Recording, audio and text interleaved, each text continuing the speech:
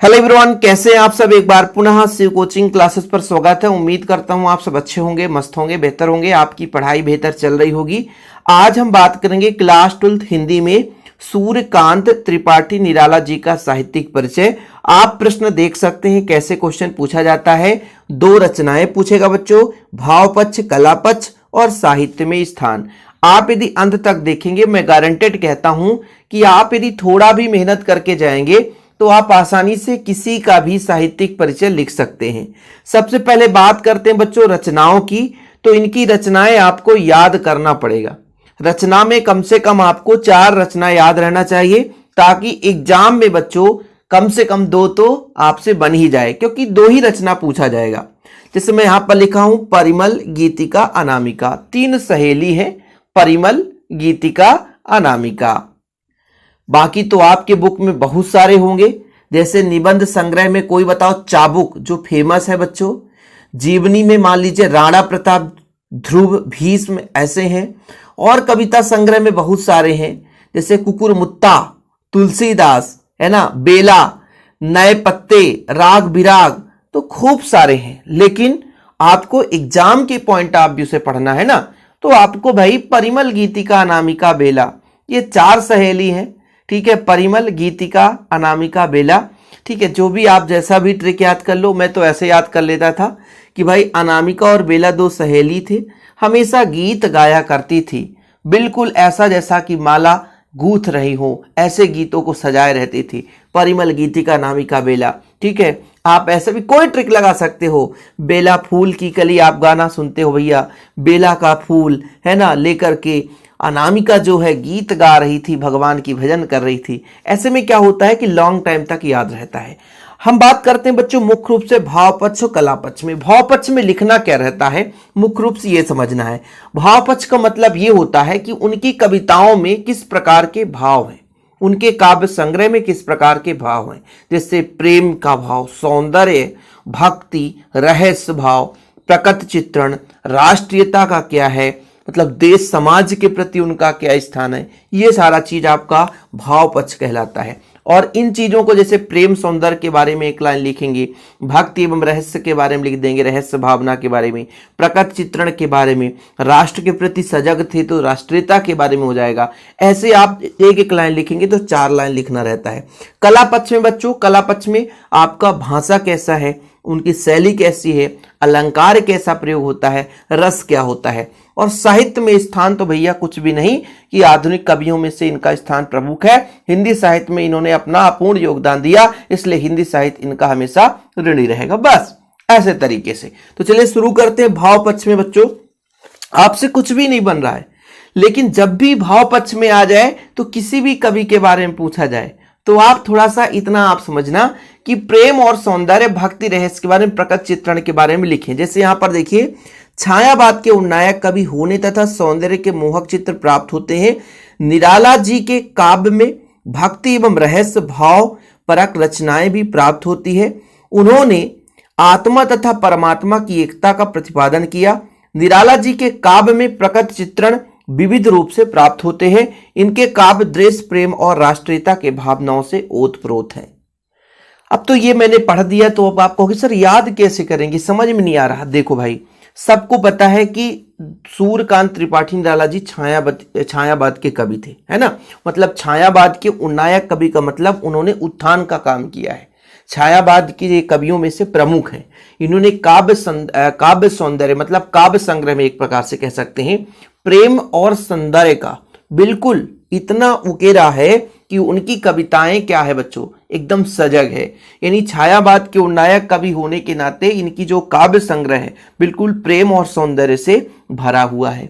इसके बाद आप भक्ति के बारे में बताओगे तो आप अपने भाषा में तो लिखना है भाई कि निराला जी ने अपने काव्य में भक्ति एवं रहस्य का बिल्कुल भावात्मक रूप से रचनाएं की है। उनमें भक्ति भावनाओं का इतना ओतप्रोत है कि आत्मा और परमात्मा की एकता का प्रतिपादन समझ में आता है। मतलब उनके काव्य संग्रह में भक्ति भावना का विशेष स्थान दिया गया है। ऐसे लिखना बच्चों, नहीं कि बिल्कुल रट्टा मार रहे हैं, जो सर ने पढ़ाया उसी को रटना, ऐसा नहीं है। फिर प्रकट चित्रण में आगे आपको लिख देना है। भाई 2-3 चीजें बताना पड़ेगा ना। भाई प्रकट चित्रण में क्या लिखोगे कि निराला जी काव्य संग्रह में प्रकृति को विशेष स्थान दिया है। उनके काव्य सौंदर्य में मानवता को प्रकृति से संबंध बताते हुए मानवता यानी मानव जगत में विशेष उत्थान का कार्य किए हैं। मतलब प्रकृति का हमारे जीवन में क्या महत्व है इसके बारे में उन्होंने विशेष चित्रण किया है। भाई ये जरूरी थोड़ी ना है यार कि जो टीचर सोचेगा कि ये लिखना वही लिखना, हम अपने भाषा में लिख रहे हैं। अब आपकी मान लो 10 गाइड ले लो, आप 10 गाइड में अलग अलग है तो टीचर थोड़ी जानेगा कि भाई परीक्षा बोध से लिखे हो कि परीक्षा अध्ययन से लिखे हो कि शिवलाल दिग्दर्शिका से पढ़े हो कि किताब का छाप दिए हो, ऐसा वहां पे नहीं चलता है। यहां पर आप कितना बढ़िया शब्द सजा के लिख रहे हो। फिर राष्ट्रीयता के बारे में आप लिखोगे तो लास्ट में लिख दोगे निराला जी के काव्य संग्रह में देश प्रेम, राष्ट्र के प्रति भावना, राष्ट्र के प्रति प्रेम है ना, राष्ट्र का जो मतलब एक राष्ट्रीयता की भावना ओतप्रोत पूरे काव्य संग्रह में देखने को मिलता है। कविताओं में स्पष्ट रूप से दिखाई देता है कि देश के प्रति जागो, देश के प्रति आगे बढ़ो। इन सब चीजों का वर्णन काव्य संग्रह में बहुत ही अच्छे तरीके से कवि ने किया है, यानी निराला जी ने किया है। देखो इस तरीके से जब आप लिखते हो बच्चों तो भावपक्ष आसानी से आपसे याद हो जाता है। समझ में आया कुछ? इसके बाद आप लोग कला पक्ष में जाओगे तो कला पक्ष भाव पक्ष एक साथ लिखा जाता है। तो कला पक्ष में किसी को भाषा याद नहीं रहता किसी भी कवि का, लेकिन भाई कुछ शब्द ऐसे हैं जो आपको याद भी रखना पड़ेगा। जैसे आप जानते हो कि मुक्त छंद के प्रवर्तक हैं, तो छंद योजना में आप लिख सकते हो कि निराला जी मुक्त छंद के प्रवर्तक माने जाते हैं। इन्होंने अपने कविताओं में नए नए छंदों का प्रयोग किया है। अलंकार योजना में यदि कुछ ना बने तो सीधा लिख देना भाई कविताएं लिखी हैं तो भाई उपमा अलंकार, उत्प्रेक्षा, रूपक, मानवीकरण अलंकार, 2-4 अलंकार तो बन ही जाएगा आपसे।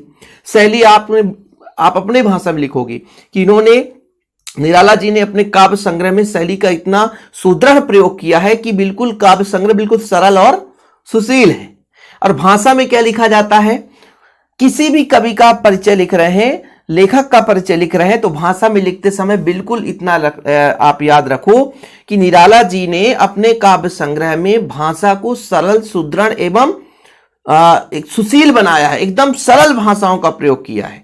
और फिर आपको समझ में नहीं आया तो लिख दो कि इन्होंने अपने काव्य संग्रह में उर्दू, फारसी और बांग्ला शब्दों का प्रयोग किया है ना, या कि एकदम खड़ी बोली का भी प्रयोग किया है। ठीक है, 2-3 शब्द तो बनेगा ना बच्चों आप लोगों से, जरूरी थोड़ी ना है कि हम बिल्कुल उसी तरीके से 4 लाइन तो लिखना है। जैसे यहां पर देखिए निराला जी की भाषा भावों के अनुरूप है, उनके भाषा सरल एवं व्यवहारिक है, भाषा में उर्दू, फारसी, बांग्ला शब्द का प्रयोग है, उनकी शैली सरल, प्रवाहपूर्ण, व्यंग्यात्मक, वर्णनात्मक है। निराला जी मुक्त छंद के प्रवर्तक हैं, इन्होंने अपने काव्य संग्रह में विशेष नए छंदों का भी प्रयोग किया है। इतना बढ़िया हो गया। अब मैं अपनी भाषा में समझाऊंगा। देखो जी, निराला जी अपने काव्य संग्रह में जैसे देश प्रेम के बारे में किया है ना, और व्यंग्यात्मक कविताओं को भी लिखी, तो इन्होंने अपने काव्य संग्रह में भाषा को एकदम सरल एवं व्यवहारिक बनाया है, बिल्कुल सरल व्यवहारिक बनाया है। कुछ ही काव्य संग्रह में इनका जो भाषा है वो क्लिष्ट है, मतलब थोड़ा सा कठिन है। इसके बाद आप लिख दोगे इन अपने भाषा में उर्दू, फारसी आदि शब्दों, आदि भाषाओं का प्रयोग किया है, आदि उर्दू, फारसी शब्दों का प्रयोग किया है। ठीक है, ऐसे लिख दोगे। फिर बच्चों जैसे यहां पर शैली लिखा है कि सरल, प्रवाह, व्यंग्यात्मक, वर्णनात्मक है, मतलब इन्होंने वर्णनात्मक व्यंग्यात्मक शैली का प्रयोग किया है। अपने काव्य संग्रह में इन्होंने विभिन्न प्रकार के छंदों का भी प्रयोग किया। छंद में नए छंद जैसे मुक्त छंद का विशेष रूप से योगदान है। अलंकार की बात करें तो उन्होंने अपने काव्य संग्रह में, अब आपको याद तो नहीं है कौन सा अलंकार, तो बोल दो भैया, रूपक अलंकार, मानवीकरण, विशेषोक्ति अलंकार, पुनरुक्ति प्रकाश अलंकार आदि का प्रचुर मात्रा में प्रयोग किया है, नहीं थोड़ी सी मात्रा में इनका प्रयोग किया है। तो इस तरीके से आप कला पक्ष भी लिख दोगे, बन जाएगा कि नहीं बच्चों। इसके बाद साहित्य में स्थान की बात आती है, तो साहित्य में स्थान में क्या लिखना है कि आधुनिक कवियों में इनका विशेष स्थान है, यानी आधुनिक कवियों में निराला जी का स्थान जो है उत्कृष्ट है। और आपको बताया था कि कुछ विशेष शब्द याद रखना पड़ेगा, जैसे मुक्तक के जनक थे, छायावाद के कवि हैं, छायावाद के उन्नायक कवि हैं, तो इनको भी आप यहाँ पे जोड़ सकते हैं। उन्होंने हिंदी कविता को नई दिशा प्रदान की। हिंदी साहित्य में निराला के कृतित्व को उनके व्यक्तित्व में और भी अधिक महान बनाया है। निराला जी हिंदी के मूर्धन्य रचनाकार हैं। अब इसमें से आपको 1-2 लाइन याद रखना पड़ेगा। मुक्तक के जनक हैं, छायावाद के उन्नायक हैं, और ये निराला जी हिंदी के मूर्धन्य कवि है। ये 2-3 लाइन यदि आप लोग याद रखोगे तो हमेशा के लिए याद रहेगा। तो साहित्य में स्थान के लिए जैसे आप मेरे भाषा में लिखोगे तो पहली बात तो किसी भी कवि के साहित्य के स्थान की बात आ जाती है, तो सीधा आप लिखना है भाई कि हिंदी जगत में इनका स्थान विशेष है, सभी का विशेष है भाई। तो इसलिए हम लिखेंगे कि जैसे यहाँ पर आधुनिक कवियों में निराला जी का उत्कृष्ट स्थान है। यानी स्थान विशिष्ट है। वो मुक्तक के जनक थे और छायावाद के उन्नायक कवि होने के कारण इन्होंने हिंदी साहित्य में कविताओं को एक नई दिशा प्रदान की। भाई 2-3 शब्द तो आप इतना सुनते हो तो याद हो ही गया होगा कि मुक्तक के जनक हैं, छायावाद के उन्नायक कवि हैं। इन्होंने अपने कविताओं को इस प्रकार से उकेरा, इन्होंने अपनी कविताओं की रचना इस प्रकार से की कि एक कविताओं को नई दिशा मिल गई। ठीक है, इनके व्यक्तित्व के कारण इन्हें हिंदी साहित्य में विशेष स्थान मिला।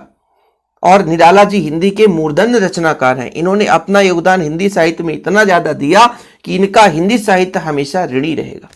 बस इस तरीके से आपको लिखना है। ठीक है बच्चों, अपने भाषा में लिखना है। उम्मीद करता हूं ये चीज क्लियर हो गया होगा। लेकिन हाँ, यदि आप एमपी बोर्ड से हैं और पूरा हिंदी का नोट्स चाहिए आपको, यदि आप हिंदी का नोट्स लेना चाहते हैं, एमपी बोर्ड से हैं, 12th में हैं, तो कांटेक्ट नंबर आप लोग लिख सकते हैं 9685299149, 9685299149 मेरा पर्सनल नंबर है बच्चों, 9685299149 मेरा पर्सनल नंबर है। इस नंबर पर आप कांटेक्ट करके नोट्स ले सकते हैं। छोटा सा अमाउंट लगता है, लेकिन ऑल चैप्टर के नोट्स मिल जाएंगे। प्रॉपर रूप से ग्रामर पोर्शन भी मिलेगा। फिलहाल अभी के लिए इतना ही। जय हिंद, वंदे मातरम।